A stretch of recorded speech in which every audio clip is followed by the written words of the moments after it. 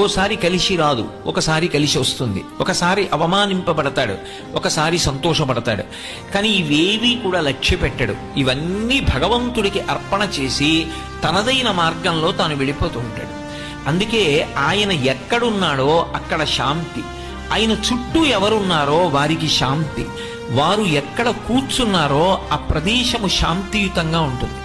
అందుకే సనాతన ధర్మంలో భక్తి యొక్క ప్రధాన ప్రయోజనముగా మీరు అడిగినా అడగకపోయినా భక్తి మార్గంలో వెడుతున్నప్పుడు వచ్చేటటువంటి మొట్టమొదటి లక్షణం ఏది అంటే ప్రశాంతత.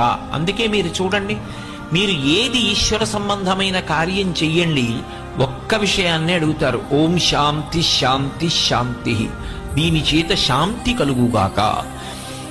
అందుకే త్యాగరాజస్వామి కూడా శాంతము లేక సౌఖ్యము లేదు సారసదళ నయన అంటారు. అసలు ఆ శాంతం అన్నది లేకపోతే అసలు సౌఖ్యమే లేదు.